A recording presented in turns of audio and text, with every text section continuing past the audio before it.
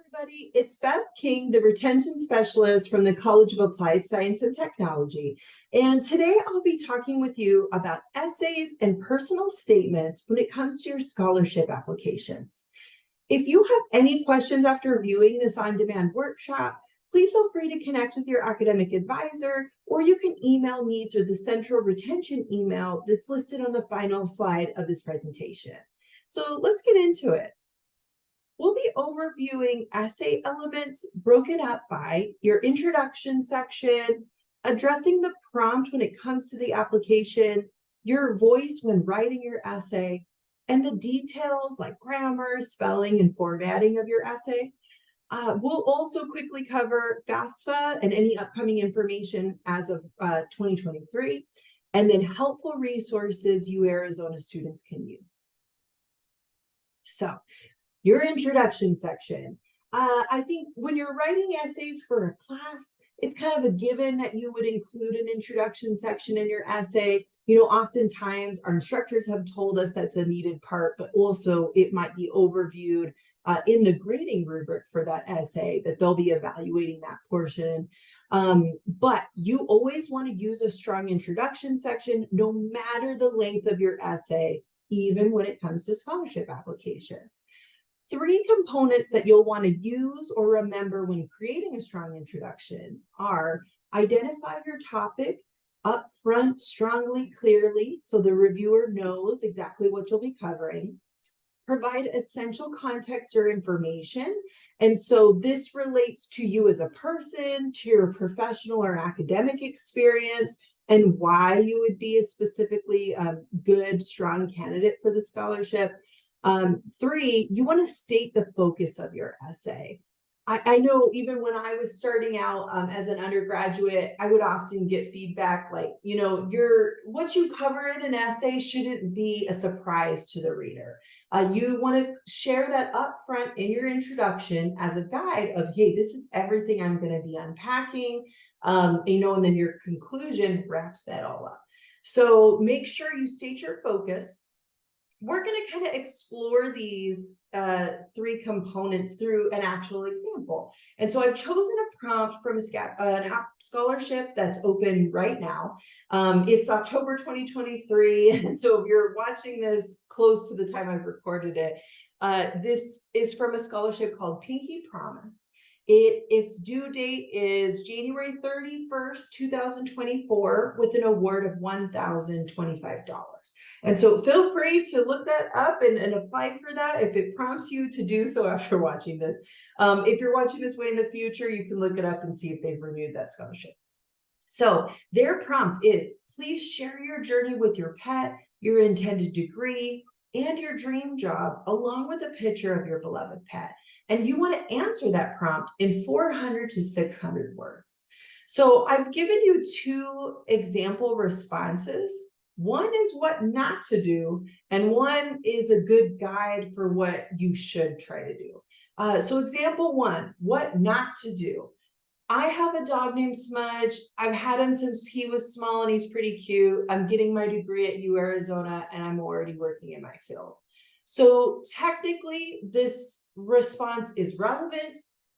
It's accurate. It's answered, you know, technically each part of the prompt that you were given, but you're not giving the reviewer much detail. They're really not going to get to know you as a person. They're not going to understand your experience very well. And so you just want to expand a little bit more, even in the introduction section. So here's my kind of better example. You know, I wrote it, so it's not perfect by any means, but it's just here to inspire you and give you a jumping off point. I first met my dog Smudge when he was 6 months old. I love his adventurous spirit, and he supports me on those long nights working on homework and attending Zoom lectures for my Applied Computing Bachelor's of Applied Science at U Arizona. I have already been applying skills I'm currently learning in my classes, and after graduation, I'll have more opportunities for promotion within my company. Being chosen for Pinky's Promise Scholarship will assist me working towards my goal of promotion. So, you know, I've taken my relationship with my dog Smudge and expanded a bit on that. I can continue to expand on that relationship in the body of my essay. But then I also connected directly my relationship with Smudge to my pursuit of my education. So, because I think with a specific prompt like this, it's like, oh, like I almost feel like I'm talking about two separate things. But how can you meld those things together so you're creating a really cohesive and personalized story for the reviewer of the scholarship? So let's keep on going. We're now getting into the body of the scholarship essay. We're addressing the prompt, and we're keeping these three main things in mind. We're staying focused. We're making sure we answer the question completely, and we're not writing under the word limit. So let's begin with staying focused. We don't want to go on tangents. We want to keep it directly related to the prompt, and we want to share only relevant details and experiences to how we're addressing the prompt. I will say this can be difficult sometimes for a couple of reasons. I know personally, I'm a very chatty person. I share a lot of information if I'm explaining things to people. So it's very easy for me to go up on a tangent, or I might see a connection to information that is being perceived as irrelevant to somebody else. And so you can address staying focused in a couple ways. One, in your building of the foundation of writing this essay, right? When you're constructing an outline, giving yourself a guide of what you're going to cover, I think by creating an outline and showing, okay, I want to focus on these three things when talking about my experience, that's going to keep you on track a little bit more.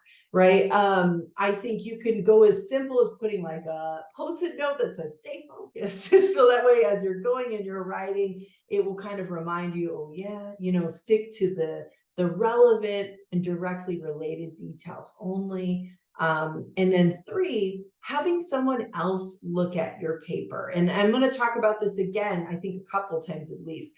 Having another set of eyes on your essay can kind of point out any points where you haven't expanded enough, any points that may seem irrelevant. And so they can kind of give you that constructive criticism, and you can say, oh, okay, yeah, it is relevant, but I need to describe some more. And then my readers and reviewer will be able to see why that experience or information is relevant. Or honestly, it might be, maybe you did go on a little bit of a tangent, and then you can remove that section and keep it to what's directly related to the prompt. Moving on, you're making sure to answer the question completely. Have that prompt in front of you so that way you can go back. Okay, did I answer my relationship? Did I tell a story about my relationship with my pet? Did I talk about the degree I'm getting? Did I talk about, how this relates to my goal? So you're keeping yourself on task that way. Secondly, you don't want to assume your reader knows what you know. And so this is important in two ways. One, when it comes to your personal experience or goals that you're expressing to the reviewer, don't assume they know what that means or what that feels like or what that experience was like for you or what your perceptions are as a person. Really paint them a picture so they can put themselves in your shoes, feel like they know you a little bit more as a person, and see why you would be such a great choice for this scholarship. You also don't want to assume your reader knows what you're talking about when it comes to like academic or professional experience, when it comes to acronyms or what you might do in like a professional role. Even if this is a scholarship that is like directly related to the field you're working in or the field that you're getting your degree in, expand on that information. So just in case there's somebody from outside of that world, they're able to connect with you and understand where you're coming from. So the third piece here, don't write under the word. And, I know a lot of people, they're just to the point, right? They're like, I gave the information. What else would I say? You want to paint them a picture. You want to give them all of the information and descriptions that would allow them to get to know you and possibly put themselves in your shoes. So if your word limit is 400, try your best to at least get to 400. I would say even the higher end, like, and I know it doesn't say this exactly, but going too much over the word limit as well is something you want to avoid as well. A little bit over, I think, would be manageable, but remember, reviewers are oftentimes looking over a lot of applications. So they've chosen that word limit for a reason, and you want to make sure you stick to it. If you're under, go back through, see what you can expand on, reword, clarify.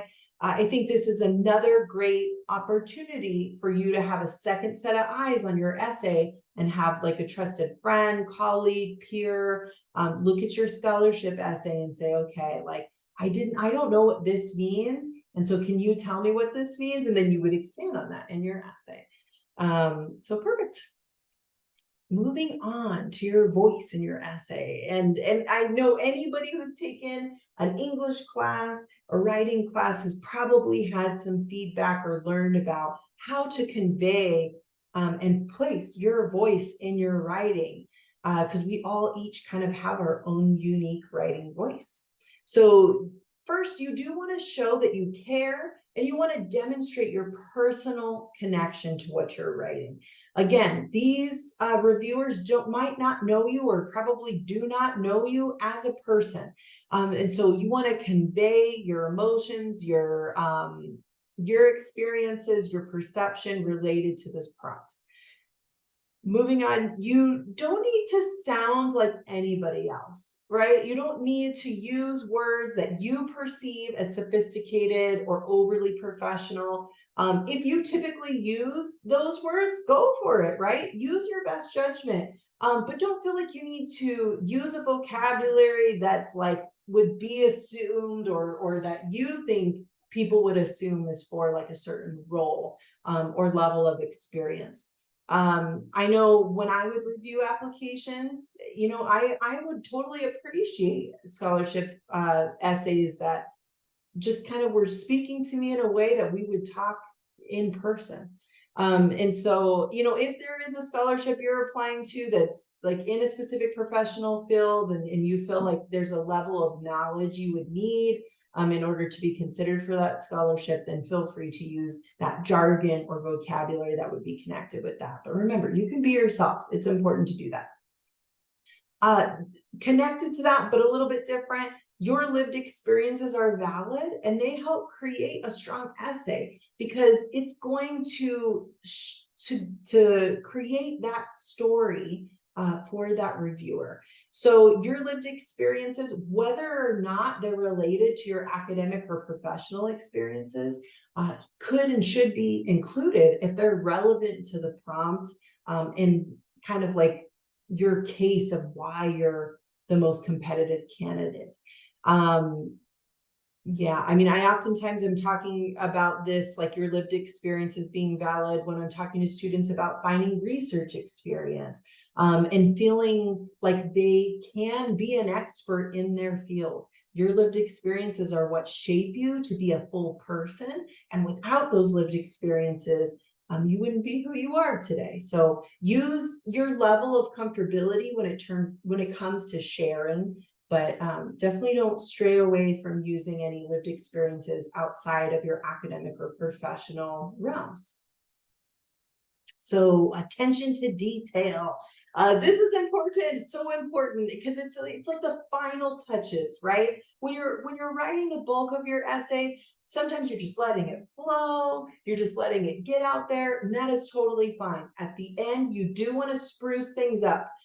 You want to go over your grammar, your spelling, your punctuation. I know for me, I am not an expert for grammar at all, right? Like I use Grammarly, that like Chrome extension. So feel free to do that and connect that with whatever writing resource you're using. Feel free to utilize the Writing Center through Think Tank, and I'm going to show you directly that information here in a second.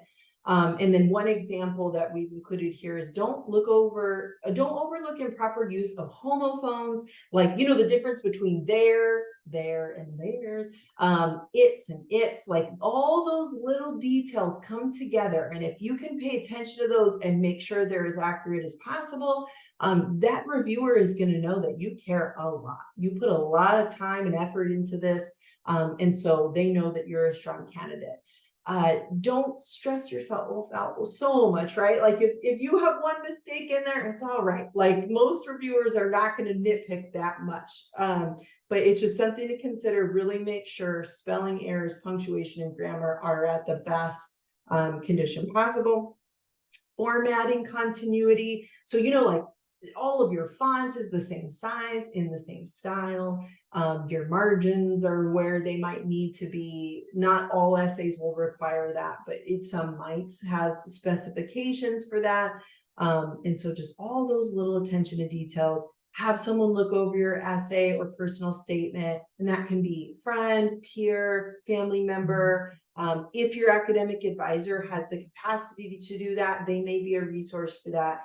And then definitely, I think your number one go-to should be the Writing Center through Think Tank on campus, and they do offer online or virtual appointments.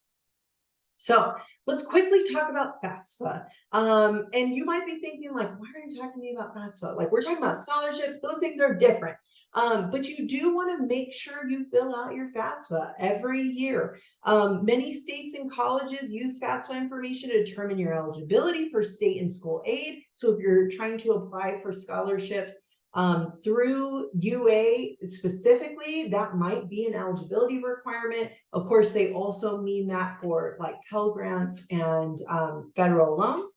And some private aid providers may use your FAFSA information to determine whether you qualify for their aid. So it's kind of just always a good item to check off your list, no matter what, no matter how it shakes out, that information can help you connect with aid. For this period in time. So if you're watching this in the future, definitely reference the financial aid webpage. The OSFA, the Office of Scholarships and Financial Aid.